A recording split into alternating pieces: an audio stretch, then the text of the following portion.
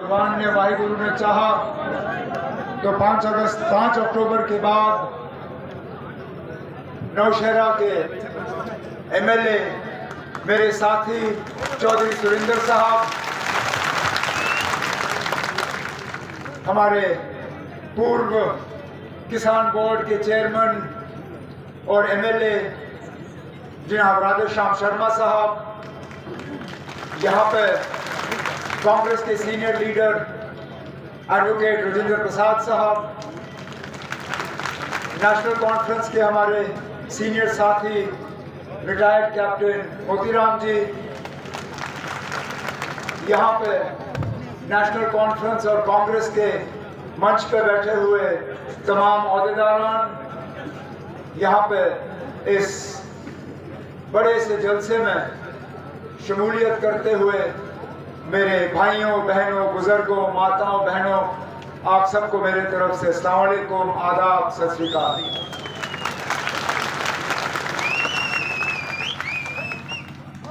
आखिरकार 10 साल के लंबे अरसे के बाद हमें दोबारा अपने आने वाले एमएलए को चुनने का एक मौका हासिल हुआ है।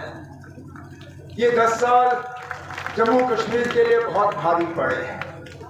इन 10 सालों में तब्दीलियां बहुत आई हैं, चाहे वो हमारा और दिल्ली के साथ रिश्ते में हो, चाहे जम्मू कश्मीर का अपना नक्शा हो, चाहे जम्मू कश्मीर की पहचान हो। 10 साल पहले जब इसी तरह असेंबली के इलेक्शन चल रहे थे और हम कैंपेन कर रहे थे, उस वक्त जम्मू कश्मीर का नक्शा और आज का नक्शा जमीन आसमान का फर्क, हमारा और बाकी मुल्क का रिश्ता अलग, हमारे अंदरूनी हालात अलग, जम्मू में अमन अलग। और बदकिस्मती से इस 10 साल में बदला कुछ, बहुत कुछ, लेकिन बेहतरी कहीं नहीं आई।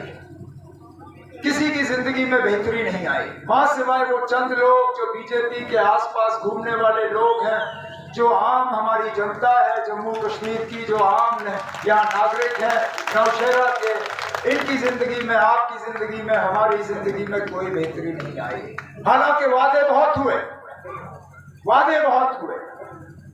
जब यहाँ से 370 हटा गया, जब यहाँ से 35 से हटाया गया, जब जम्मू कश्मीर को एक रियासत के दर्जे से हटा के यूटी का दर्जा दिया गया, जब लद्दाख को हमारे से अलग करके उन्हें एक अलग दर्जा दिया, उस वक्त जम्मू कश्मीर के लोगों से कहा गया था कि आपकी तमाम मुश्किलातों का अब हल हो गया है।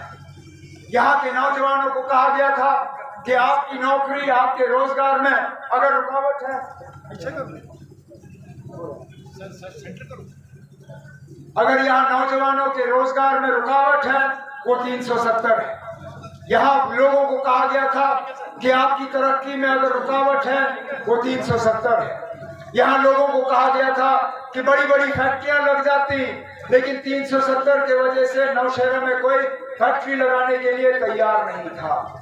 यहाँ बिजली का निजाम खराब था, लोग के बीजेपी वाले कहते थे कि 370 हटा, अब आपको 24 घंटे बिजली मिलेगी। यहाँ साफ पीने का पानी मुहैया नहीं होता था, ये बीजेपी वाले कहते थे कि बस 370 हटा और आपको अब साफ पीने का पानी मिलेगा। 370 हटने के अब 5 साल हो गए। खुदारा मुझे ये बीजेपी वाले बताएं ना, इनमें से कौन सा ऐसा वादा है जो आपने पूरा किया? कौन सा नया फैक्ट्री यहाँ नौशहरा की सरजमीन पे लगा? कौन सी मुलाजमत और रोजगार के लिए आपने दरवाजे खोले जिसके तहत मेरे नौजवान भाई बहन आज सरकार में काम कर रहे हैं? कौन सा यहाँ आपने डीजी भर्ती के तहत पुलिस में रिक्रूटमेंट का कैंप लगाया? कौन सा आपने यहाँ अस्पताल ठीक किया? कौन से आपने यहाँ तालीम का निजाम ठीक किया? यहाँ तक कि जिन जिन इलाकों में जम्मू कश्मीर में, खासकर जम्मू में 2014 से पहले हमें उन्हें मिलिटेंसी और टेरर से मुक्त किया था, आज उन इलाकों में हमें जो हालात हैं वो हमारे सामने हैं। शायद ही कोई ऐसा दिन है जहां जम्मू के किसी न किसी इलाके में एनकाउंटर नहीं होता, जिसमें हमारे बहादुर फौजी जो हैं अपनी जान नहीं गंवाते। ये तो 2014 का पहले का हाल नहीं था, ये तो अब का हाल है। जब इन लोगों ने वादे किए थे कि यहाँ सारा कुछ बदल जाएगा, सारा कुछ बेहतर होगा, लेकिन नहीं हुआ। जिस जिले की बात चौधरी सुरेंद्र साहब ने की, जिस जिले की बात राधेश्याम शर्मा ने की, जिस जिले की बात जनाब राजेंद्र प्रसाद साहब ने की, जिस जिले की बात मेरे बाकी साथियों ने की, क्या इस बीजेपी के उम्मीदवार के पास इतना भी नहीं था कि वो कम से कम आपको एक जिला दिलवा देता? हाँ, बार बार जब बीजेपी के तरफ से इनका जब कैंपेन होता है तो ये डबल इंजन सरकार की बात करते हैं, कहते हैं कि डबल इंजन होगा तो डबल तरक्की होगी। कहते हैं जब प्रधानमंत्री उनका होगा और मुख्यमंत्री भी उनका होगा तो यहाँ डबल जो है तरक्की होगी और लोगों की परेशानियां जो है हल होंगे। हमें तो अब 10 साल यहाँ पे डबल इंजन सरकार देखा, हर किसी न किसी लिहाज के लिबास में यहाँ 10 साल डबल इंजन सरकार रही। 2015 में मुफ्ती मोहम्मद सैयद साहब वजीर आला मुख्यमंत्री, जनाब नरेंद्र मोदी साहब प्रधानमंत्री। 2016 में महबूबा मुफ्ती मुख्यमंत्री, नरेंद्र मोदी साहब प्रधानमंत्री। जब 18 में उनकी हुकूमत गई तो राजभवन के जरिए उन्होंने जम्मू कश्मीर पे कमांड संभाला, चाहे वो सत्यपाल मलिक साहब हों, चाहे वो मुर्मू साहब हों, चाहे वो अभी हमारे ये मनोज सिन्हा साहब हों। किसी न किसी रूप में यहाँ बीजेपी की डबल इंजन सरकार तो रही, लेकिन इन 10 साल में जरा वो हमें दिखाए ना इस डबल इंजन सरकार का यहाँ नौशहरा की सरजमीन पे क्या फायदा मिला। जिला तो दूर की बात, यहाँ तो केंद्रीय विद्यालय के स्कूल को भी ये जो बीजेपी के नाम पे वोट मांगने निकला हुआ है, ये तो केवी का स्कूल तक आपको दिलवा नहीं सका। बड़ी बात क्या करेगा ये अस्पताल में एक्सरे का प्लांट नहीं लगा सका, बड़ी बात क्या करेगा। ये अस्पताल में ठीक माने में डॉक्टर तैनात नहीं कर सका, बड़ी बात क्या करेगा ये। आखिरकार कब तक आप इनको आजमाते रहोगे। इसलिए बौखलाहट में ये आप लोगों को तकसीम करने पे लगे हुए हैं, इसलिए इन्होंने अपने उम्मीदवार अलग अलग मैदान में उतारे हैं कि किसी ना किसी तरह वोट का बंटवारा हो। कोई मुसलमान कह के वोट ले, कोई सिख कह के वोट ले, कोई और कुछ कह के वोट ले। मकसद इनका इतना ही है कि किसी न किसी तरह वोट तकसीम हो जाए। इस मैदान में जिस तरह सुरेंद्र जी ने अपनी तकरीर में कहा, यहाँ 2 ही उम्मीदवार जीत सकते हैं, या बीजेपी का या नेशनल कॉन्फ्रेंस कांग्रेस का जो हमारा अलायंस का कैंडिडेट चौधरी सुरेंद्र साहब है। मतलब ये कि जो वोट नेशनल कॉन्फ्रेंस के हल के निशान पे नहीं पड़ेगा, वो वोट सीधा सीधा आप बीजेपी के हक में डालने का काम कर रहे हो, और इससे हमें बच के रहना पड़ेगा, क्योंकि इन लोगों से धोखे के अलावा हमें कुछ नहीं मिला। आज बिजली का हाल देखें, यहाँ 8-8, 10-10, 12-12 घंटे बिजली कट और बिजली की फीस आसमान में। जहां हमारी हुकूमत में जब राधेश्याम शर्मा जी एमएलए थे 200, 250, 300 रुपए महीना बिजली का बिल, आज देहात के इलाकों में भी 1700, 1800 रुपए से कम बिजली का बिल नहीं आता।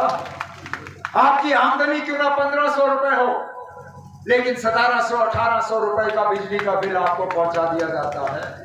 इसलिए हमने अपने मंशूर में वादा किया है कि 8 अक्टूबर के बाद अगर हमारी हुकूमत बनी तो इंशाल्लाह हम आपको 200 यूनिट मुफ्त बिजली फराहम करना शुरू करेंगे, ताकि बिजली का खर्चा जो है थोड़ा कम हो जाए। ये बीजेपी वाले हमें अक्सर याद दिलाते हैं, मुझे भी याद है वो स्कीम जिसके तहत वजीर आजम साहब प्रधानमंत्री ने गैस के चूल्हे बांटे थे। कहा था ये गैस का चूल्हा पकड़ो, इस पे खाना बनाओ। आप लकड़ी जलाते हो, उससे आपकी सेहत पे असर पड़ता है। आप गोबर जलाते हो, इससे आपकी सेहत पे असर पड़ता है। ये गैस का चूल्हा पकड़ो, इस पे ऊपर खाना बनाओ। लेकिन प्रधानमंत्री जी उस वक्त ये बताना भूल गए थे कि इस गैस के चूल्हे को जलाने के लिए गैस का सिलेंडर भी खरीदना पड़ता है, और गैस के सिलेंडर की कीमत हर महीने जो है बढ़ाते जाते हैं। नतीजा ये निकला कि कई सारे ऐसे घर हैं जो उस चूल्हे को जलाने के काबिल ही नहीं रहे। उन्होंने उस पर कपड़ा लगाया और सजावट के तौर पे अपने घर में उस चूल्हे को रखा। हमने अपने मंशूर में वादा किया है कि जिन घरों में आप वो चूल्हा जला नहीं सकते हो, हम उन घरों में साल में 12 गैस सिलेंडर आपको मुफ्त फराहम करेंगे। ताकि वो चूल्हा दोबारा जले। लेकिन उस चूल्हे का क्या फायदा ना जिसके ऊपर कुछ पकाने के लिए ना हो। और यही मैं आपके बीजेपी के उम्मीदवार से पूछना चाहता हूँ, आखिरकार क्या खता थी लोगों की यहाँ पे?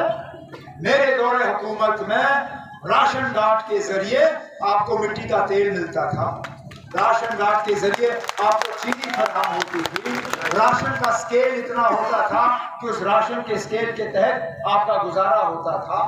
आज हाल ये है